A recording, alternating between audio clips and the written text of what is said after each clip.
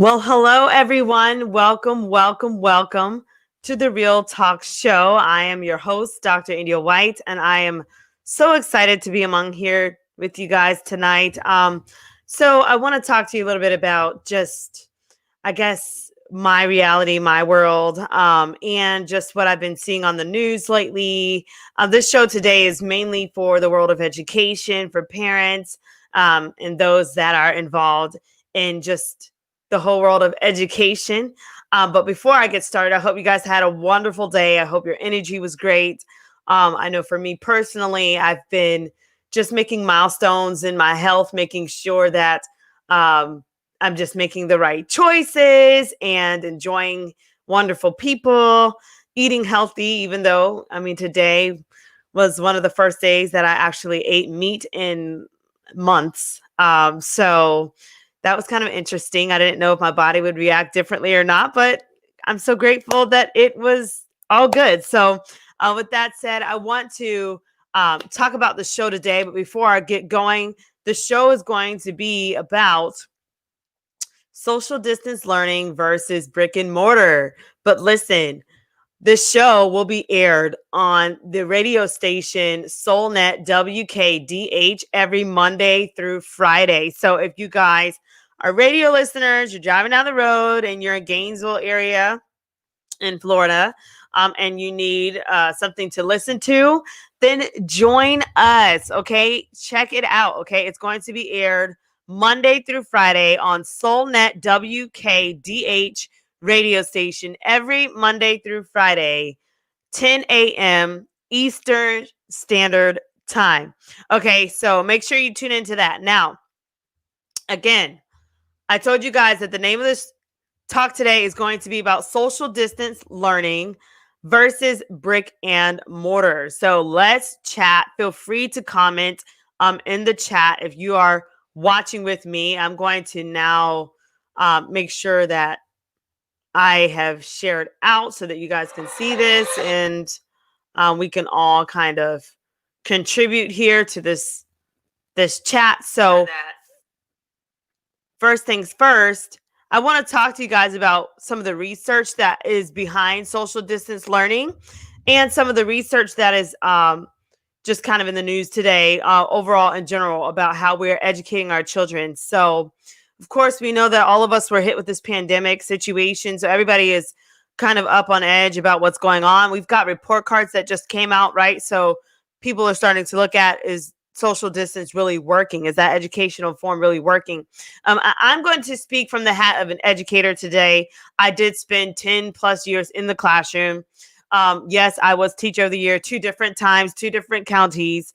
I did have provable test scores. I was an algebra 1 teacher, geometry teacher, you name it, it was there. And so long story short, I want to talk to you guys about, how I feel as one, an educator, and two, how I feel as a parent. I mean, I've invested my whole life in education. I mean, I majored in math at UF, and here I am. And so I hope that I could have an audience with you guys, and that you would be willing to even, share out, hear this out, and maybe provide feedback or maybe be influenced in your decisions on how to move forward as a parent or as an educator when it comes down to social distance learning. Okay, so with that said, I did dig a little bit, and National Coalition for Public Schools, they gave a survey back in June of 2020 regarding COVID and how parents felt about their children either being in school or out of school. And so here are the survey results. It says 60% of parents don't feel safe with their kids in brick and mortar school settings. 21% stated that they are not having their kid return to brick and mortar due to COVID. Okay, and this is the National Coalition for Public Schools. So you can see here that there is an issue of health still. They even said here 66% of parents said that there may be another adult at risk for COVID that is in their home if students return to school. So this is just some of the facts that are out there. So I kind of wanted us to kind of just go over these together, just kind of chew on this information and to realize that this is an eyebrow raising issue across the nation. But definitely, I'm going to be looking particularly also in the state of Florida, just because I want us to kind of hash out this information. So I did some homework and I did some research on what's going on out there. Personally, I mean, as a parent, I also too am going through the same thing that you guys are going through, brick and mortar versus social distance learning. I know that there are benefits for having the children face-to-face learning. Definitely having that teacher right there, it makes all the world of a difference. But then there are also benefits of having a child, learning from home, structured environment, and they definitely have guaranteed success as well. You just have to put in more effort as a parent if you're going to go that route. So now let's look at what we are hearing about social distance learning versus brick and mortar and anything else regarding e-learning. So I want to share a little bit about e-learning and COVID and what it's done to education overall. So I did some research. Valverde Berrocoso is, and the researchers with them, they found that the COVID-19, it caused 1.5 billion students and 63 million educators to change the way they do business, to change the way they do education, right? And so as a result, we are now sitting on the fact that this social distance learning has opened up entirely a new world for us. I remember back in the day when students were learning like virtual school, online school, things like that. It was very optional. It was definitely, at the time, it was kind of frowned upon because, we wanted that traditional setting, that face-to-face. But if you look at our children, we're competing now with social media. We're competing with so many different pockets of entertainment and student engagement, that it's just inevitable that, we're going to have social distance learning become a part of the formula for educating our students. And there are pros and cons to it. Of course, we've got some pros. For example, if your child is trying to prepare for higher education, that's a pro. If your child is trying to, work on some business, different facts and things that they need to do to become successful, and they may need a website, they may need to learn how to write, different things to present themselves and to sell themselves better, then that would be a great thing for them to do, is to, adapt, their skills online, right? So there are pros and there are cons, but there are some questions that I have as a parent and that I have as an educator. Is it too early to start online, full-fledged online? Or, is it okay to start, students online in VPK? I remember when I was pregnant with my children, and the doctors would tell me, you know, be careful with, as far as like with your access online to your children when they're younger. So after I had my kids, of course, they would talk about how it's important to make sure children aren't exposed to screens, television screens or laptop screens, tablets, for long periods of time, because it does affect the way their brains work. And so I remembered how it was kind of frowned upon and encouraged, to kind of refrain from your access to all the technological devices and things like that at a certain age. I know that their brains are developing all the way up to age 5. So, I know for sure that, having our students exposed 100% to, whether it's education or, different television or digital devices, it could definitely impact the way their brain is, forming, the way they're learning. So it's something that we all need to kind of keep an eye on. And I think that as people are gathering data, it's going to take probably a couple of years to really see how technology has impacted the brain structure, the learning structures of our students, and at what age does it really have either a detrimental effect or a beneficial effect for our students? When is it too early to tie them in, and when is it when do we need to get them off of it so that they can really focus? When they're in high school, is it really better for a student to be completely online, or Do we need to have that kind of blended instruction? These are a lot of different conversations that we have to consider, especially depending on the type of learner. Are we dealing with like a teenage male? Are we dealing with, a kindergarten child? What are we dealing with? Who are we dealing with? What are the accommodations as well that we have to consider for our students? Do they have an IEP? Do they have different needs that we have to accommodate in the classroom? These are different conversations that we have to consider when we're looking at e-learning as well. So this is really a big conversation for us to kind of just talk about and to have. And I think that, with my years of experience, I would love to offer my opinions and what I found on the news and via research. And that is what I'm doing today. So I want to now go into the next piece and talk about the marketing of social distance learning and why I feel like it's really not going to go anywhere per se, because when you think about it, we have so many different online courses that are being offered to not just students, but adults. People are making online courses all the time.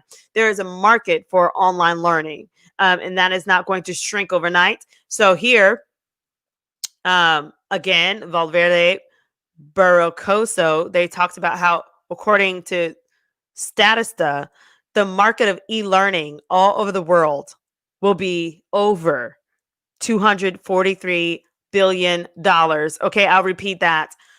The market for e-learning is going to be over $243 billion in 2022, guys. So for all of the parents that are like, oh, we just need to do away with this, I don't like it. I mean, this is all over the world, $243 billion.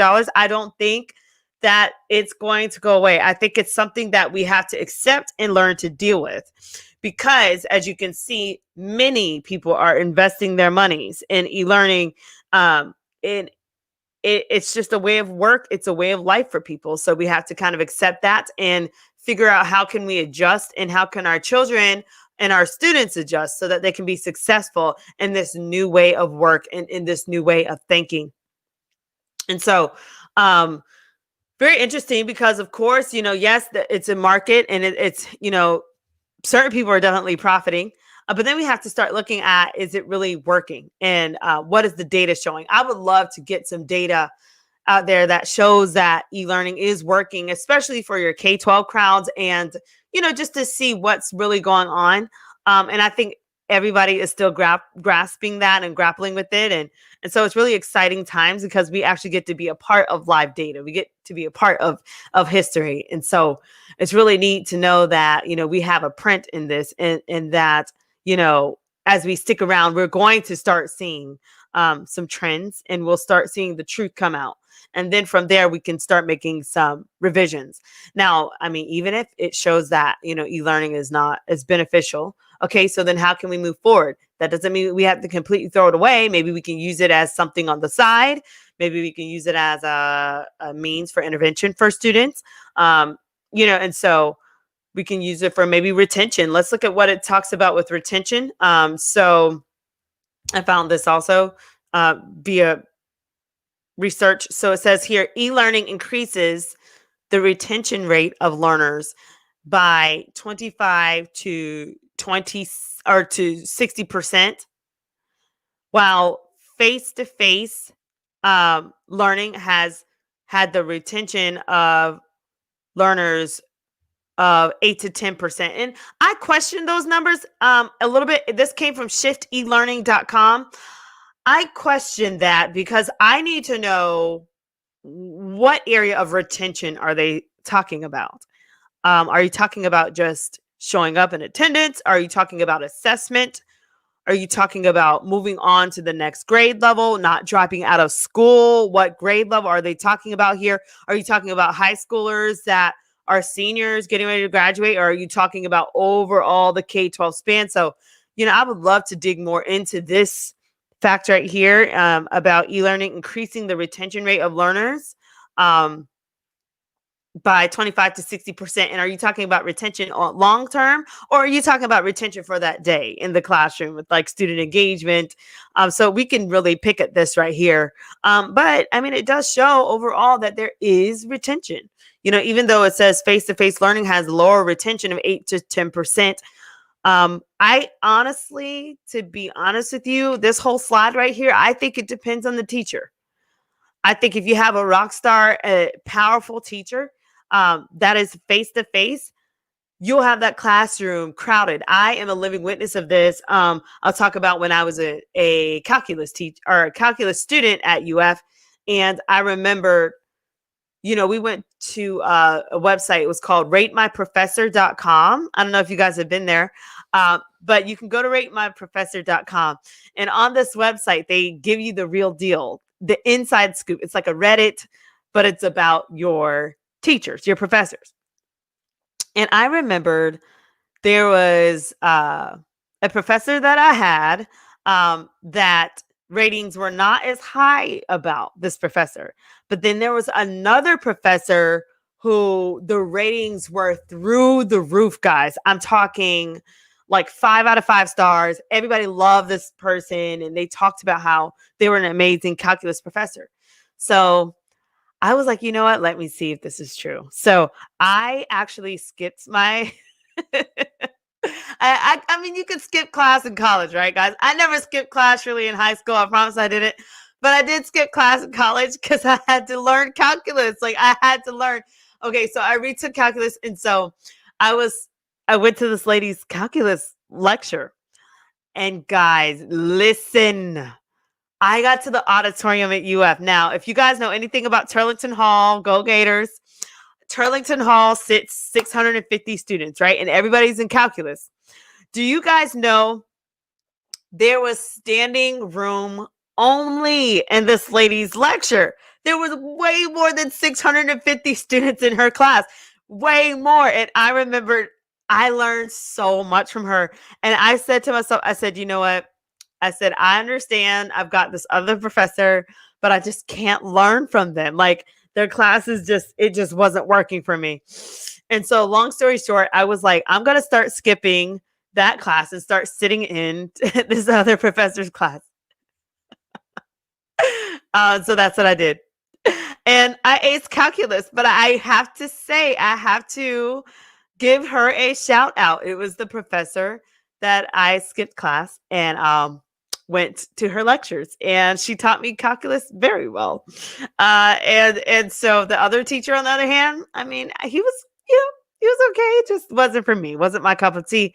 So what do I mean? Why am I saying this? Because you're going to find the same thing in traditional brick and mortar classroom settings. You're going to find that certain teachers are amazing. You're going to have 37 students wanting to be in that teacher's class versus 15 students wanting to be in the other teacher's class because they can't connect to students and their heart isn't there for them. And they get a joy out of failing kids. I don't understand that at all. That is definitely a pet peeve of mine, is a teacher that gets some type of satisfaction and gratification out of failing a student. I don't get that at all. And that's definitely a pet peeve of mine. Like, how could you fail a child when they're giving their best? Now, yes, I understand there's a whole nother side to that, right? There's that child that does absolutely nothing, gives you no effort, gives you attitude, curses you out, skips your class, does whatever. Okay, I get that. Okay, then, but there are still plans that should be put in place. There should be plans to ensure that you're giving that child every option of hope and every form of opportunity so that they can be successful in your class. Sometimes students are simply acting out. Maybe they have something going on at home, or maybe it's your personality or your style is just, they're not vibing you as a teacher. And so therefore they're not engaged and they just don't want to deal with it. I remember I had a phenomenal principal. Love this man. He was amazing. And the way he would rate us is he would go into our classroom and he would gossip about us with the students. So he would say, like, he would come to my class and he would say, "Hey, tell me about Miss White. How is she? Is she good? Is she a good teacher? Or is she crummy? Is she nice to you? Do you like her? Why do you like her? Tell me." And he would, while he's evaluating me, he's also hearing from, the children, is this really a good teacher? Half of the battle that we have in education with educators and teachers, you have to get the child to like you. You have to get the child. And no, that doesn't mean you have to be their best friend. There has to be a point of connection. If that child feels like they have value and worth and they feel like that teacher truly cares I mean, truly cares. Like, you slept in late, you didn't do your homework. They're not going to just give you a 0. Oh, gotcha. Boom. Like, but they're going to really work with you and try to give you some resources and accommodate, what happened and give you a time to reschedule for a test or for a quiz. Like, that's what makes people great teachers. And so with that said, I'm going to also give a shout out because my teacher, Miss Wilson, when I was a junior in high school, I was scheduled to take a pre-calculus test for her on a Friday. And that same Friday was when my brother died. And I remembered that I just walked in the class and I was just numb.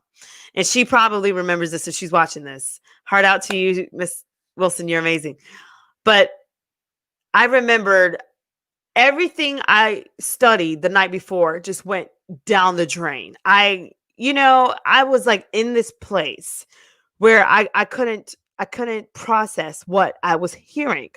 That my brother, who was only 25 years old, hit a tree and died. And so I have to take a pre-calculus test. Yeah, right. So I'm sitting there like, okay, how do I relay this information? How do I give this teacher this information? So I remember just walking in her class and I said, I'm sorry, Miss Wilson, but I'm not going to be able to take your test today. My brother just died. And I kind of faintly remember what happened after that. I just kind of lost it. That was like the fourth death that I went through, because it was from April 17th to May 17th that my grandmom died. The next week, an uncle died. The next week, another uncle died. And then that last week, May 17th was when my brother died. And so I'm trying to process all this stuff, and then my living situation was very rocky. So imagine, had she not had mercy and not understood how to accommodate, where I would be today. I don't know that I would have passed. Well, I probably would have gotten a C in that class. I think I got a B in her pre-calc class. She was tough. Her classes were fun, but she was also tough, but she was also funny, and she was just really smart. And so it was a really neat blend.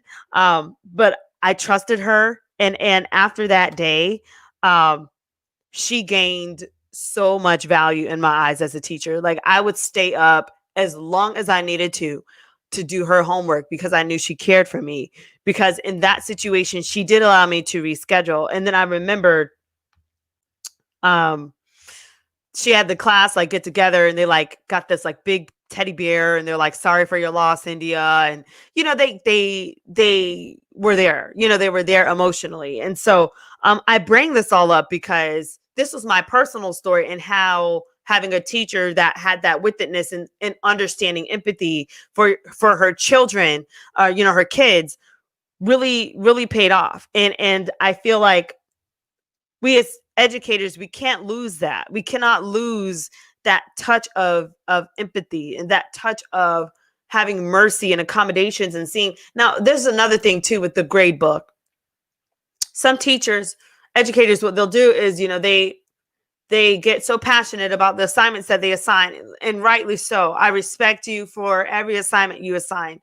But if you've assigned 100 assignments, guess what? You don't necessarily have to include all 100 assignments. Okay. You can let up on some of that, right? You can have some grace. If you see that you're going through your grade book and 85% of your class failed that assignment, it might be a good idea to either give them a retake or drop the assignment and have some mercy, because that's just showing the children that you're on their side and you want them to win. If you don't want kids to win in your class, you might be in the wrong profession, right, guys? So it's something to think about. But I bring that up because, retention. I don't know if when they're saying e-learning increases the retention rate of learners by 25% to 60%, are they talking overall retention for the year, or are they talking about retention for a particular day? So, I mean, it's just something to really look into, regarding e-learning. Another thing about e-learning, moving on, e-learning is also beneficial because it shows that it increases the revenue of employees by 26% when they offer e-learning. And of course, that's, because you have so many different options now as to how you can educate kids. You could teach college online, you could teach overseas, you can tutor students, you can provide courses on your own. so there's a lot of different things that you could do to tutor and to offer education for students online via e-learning. So it's something to definitely reconsider. But then I also want to look at what the news is saying. I looked at different news stations, and I only included what was in there. So winknews.com expressed that e-learning would be an option until the end of the school year for Florida students due to social distance and rising COVID-19 cases.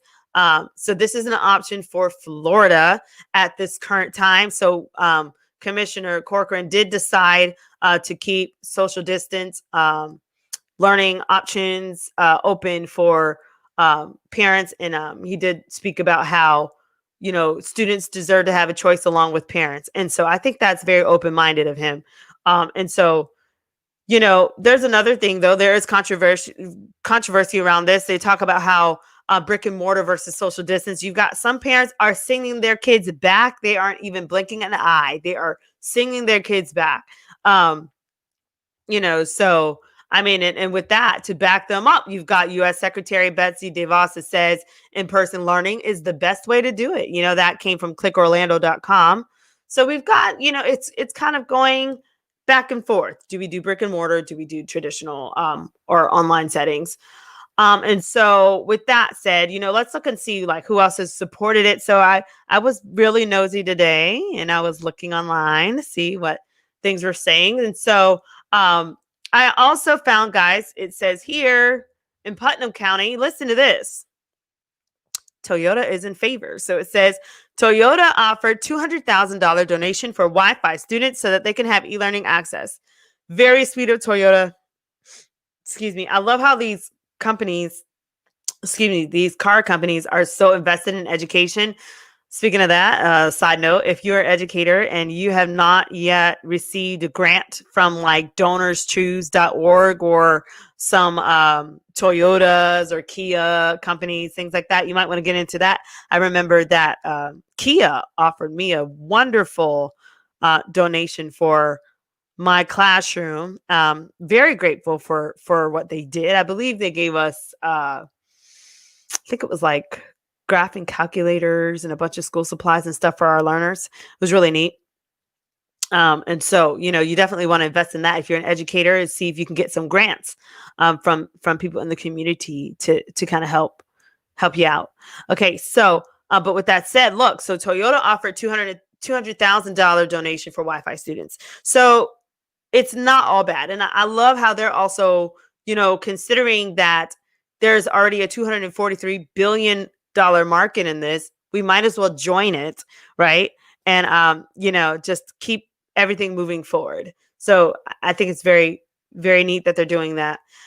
I also think that, when you're dealing with e-learning, it's not bad, but I think that we have to start having systems and supports in place to help scaffold, for teachers and parents and students with e-learning. That's what's going to really kind of make this ball go through smoother. Is, do we have the supports in place that we need for our students to be successful in e-learning settings, whether at home, wherever they are?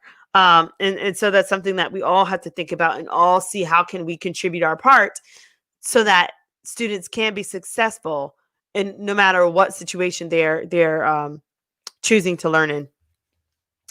Here's another thing. Another article that came out, FloridaToday.com says Brevard County Public Schools could lose millions if states reneges on e-learning COVID promise. So, this is another reason why, we have to kind of, just keep our options open for now because, you've got counties like Brevard, which they need it. So you've got some that say no, take the kids and put them all back in school. And some say no, keep the online learning as an option. And so, like I said before, the commissioner, he wants them both to have a choice. Very open-minded. That was clickorlando.com. So if you need to go back through this and kind of look and research some of this on your own, then you'll have those as a reference. So now I want to talk a little bit about some other things that I was able to kind of just kind of dig up. So first off, I'm going to give my own advice. So my advice to parents, No matter whether you have a virtual learner or an in-person learner, you have to be proactive. I think one of the greatest components to students' success is to have parental support. When I was an educator, when I was an administrator, it always made the world of a difference when I had that parent come into school for a parent conference, or that parent was constantly in communication with teachers. We can no longer assume that teachers are going to always save the day and that they're not going to be human and drop the ball from here and there. We as parents, we have to decide to advocate for our learners. Like a sweet mama bear, if that makes sense. So it's like, you're sweet and you're involved and you're proactive, but then yet, when you need to step in and you need to enforce, different things for your child and stick up for your child, then you are that voice of reasoning for that teacher for your child. Because if not, your child will drown in the system. It's just that way. And so I want to encourage parents, and you might be thinking, okay, India, so how can I support my child? Well, first things first, know your child's schedule, know the communication, and listen. I understand sometimes it's bogged down, it's overwhelming, especially in high school when they have like 5 or 6 different subjects and there are different rubrics and things like that. It could be very overwhelming, but you can do it.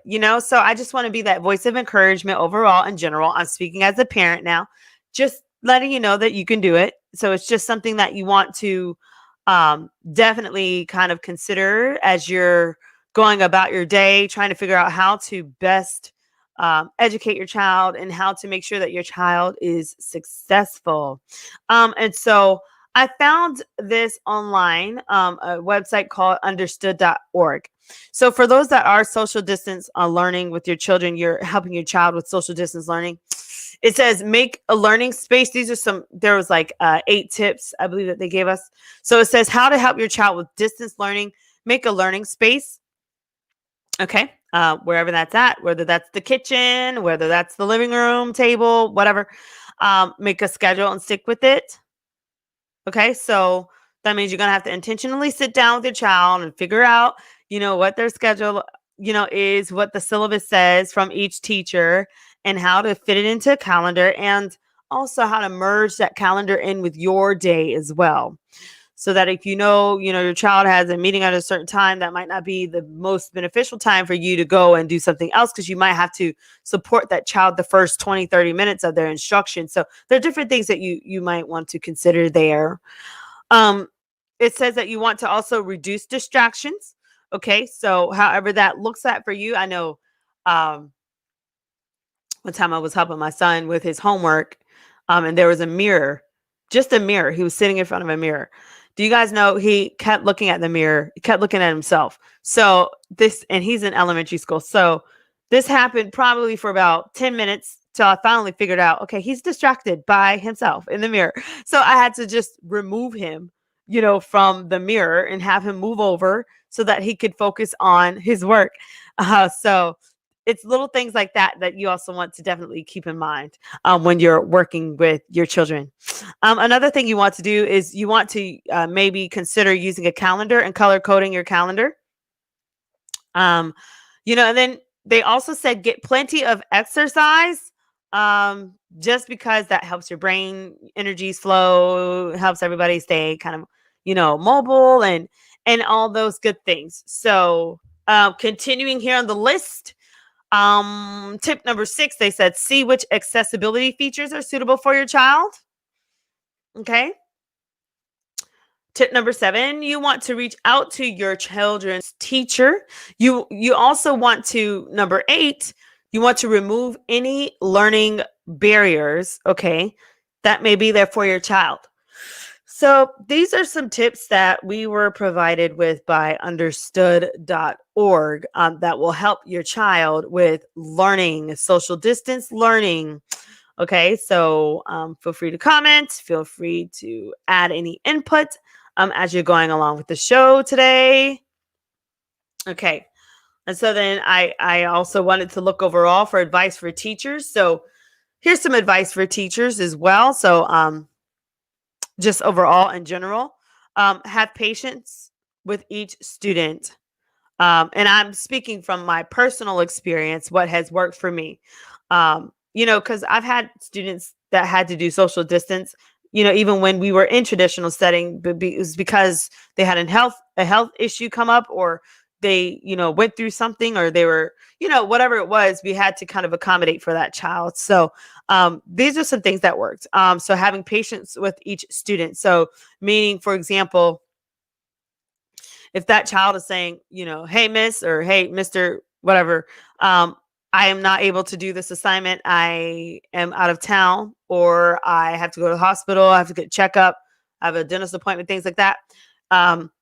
Just practice patience, of course, reasoning with the child and figuring out a plan as to how you can get them to maybe make up an assignment or whatnot, but to just be patient with them as they, get everything stable again.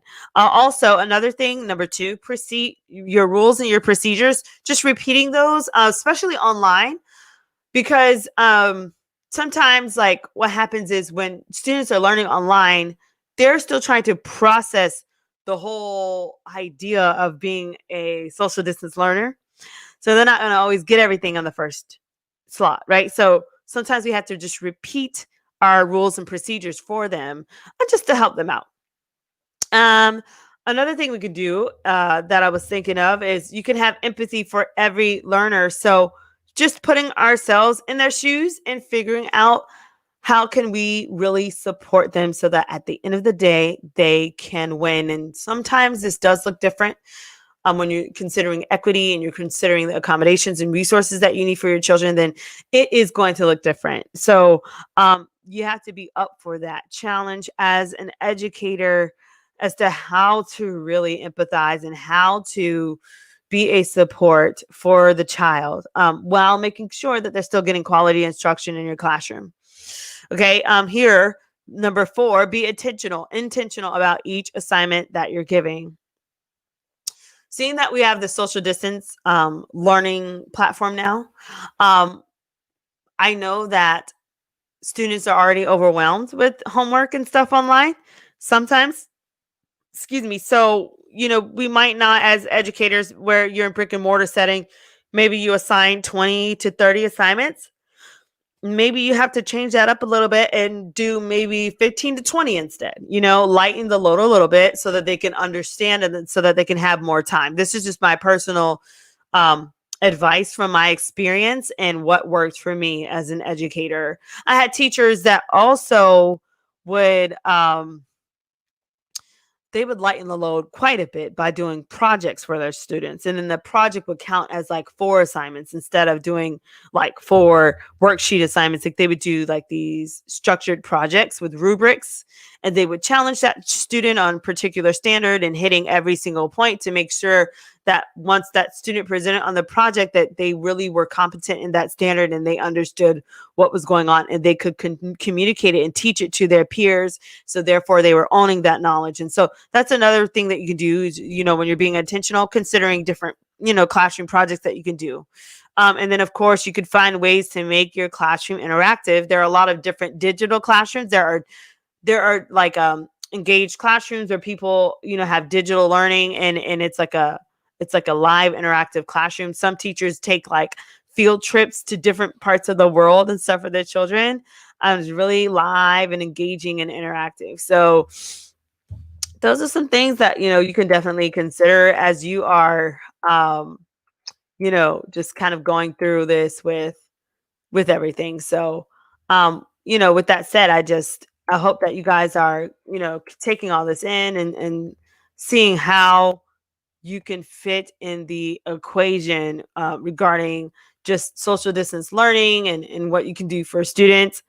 Um, I think that, as a nation, we're doing the best that we can to continue to educate our students. And definitely in the state of Florida, we are doing our best to be the best state in education. And so that's definitely going to take all parties involved, right? And so, with that said, I hope that you guys are able to kind of, just focus on the different advice that has been given here. And if you have any comments or whatever, or you would like to maybe come on the show and talk about your opinion about, how things are going with social distance learning or brick and mortar settings right now, feel free to send me an email, india.white.123@gmail.com, and we can get you on the show and talk about it. And I think too, with parents, I know report cards just came out, and then we have holidays coming up, and then we'll have another report card probably around January, mid-January, I think, for Q2, I want to say. So we've got a lot of movement that is starting to take place, and we've got district exams, and of course we've got standardized assessments, which we don't, we just have to kind of keep our eye on that, as far as like what's going to take place this year. But, long story short, what we can do as parents is we can own our portion in being an advocate for our students, our children, and making sure that, we as the adult in the room, making sure that we can provide what we can for our children, and that they're getting what they need from their teachers. I think that as long as we stay, in communication and in contact with our children's teachers, we will be okay. Our children will be okay. And it's definitely an area of focus and something that we want to just really try to major in. So, I'm very grateful for those that, were always great teachers in my life, and really just kind of went above and beyond. And I think that's what it's going to take for all of us in this season, is going above and beyond for our students and for our children. It just is, because it's just, we're all still grappling with this new concept of education.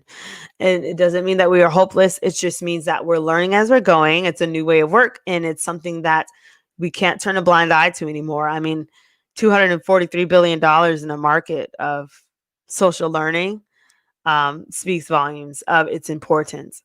And I believe that if we do this right, we will definitely set our students up for success in higher education, and having order and organization in their lives, you know?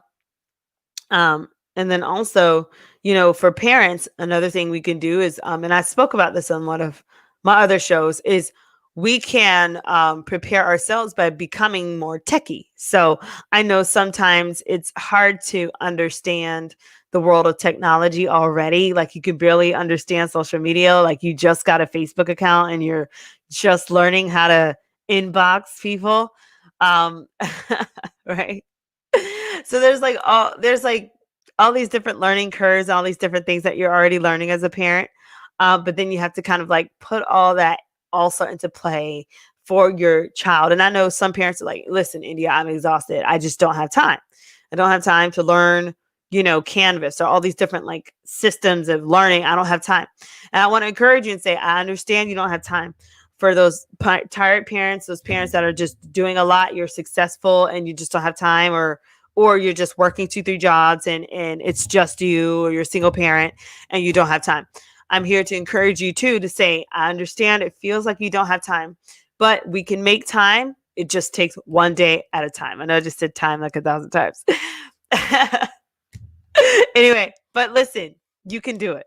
But it's just going to take baby steps, and it's going to take lots and lots and lots of communication and staying on top of your child's education progress. And listen, don't be so hard on yourself. If your child, slips up a little bit, expect, the child is not always going to make straight A's. Things are going to happen. Okay. The child also is learning. Okay. A child also is learning this new way of education, and so, especially if they're social distance learning. So, just don't be hard on yourself. Just know that you're not alone, and that together we'll get through this. So, with that said, I hope that this show is really kind of making all of us think about the direction of education, as we continue, all of us continue to collaboratively move forward. And what we can do in this time is to support those in leadership, support those that are leading us at the state level, nation level, district level, whatever level. Support them, because they're doing the best that they can with this new way of learning and this new way of education. And so, like I said, I don't know that it's going to go away. This is just my personal opinion. And I think that, if it does go away, okay, well then, let's see how can we, come alongside the current leaders and the current, I guess, acceptable norms for education, to see that our students are successful overall. All right. And so now I'm going to just kind of remind you guys of some super neat stuff. So again, I'm going to start wrapping up now. So the Real Talk Show with Dr. India White. It's going to be aired now on the radio as well as live on SoulNet WKDH every Monday through Friday at 10 a.m. Eastern Standard Time. Visit www.soulnetwkdh.com to tune in. And thank you so much for tuning in. And if you like those shows, feel free to comment. Also, feel free to give me to leave a review on the Real Talk Show, a social media page. I would love that. I would definitely give you a shout out and appreciate you for doing that for me.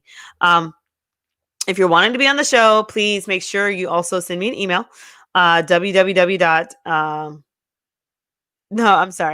India.white.123@gmail.com. And if you want to visit my website, it's www.india-white.com.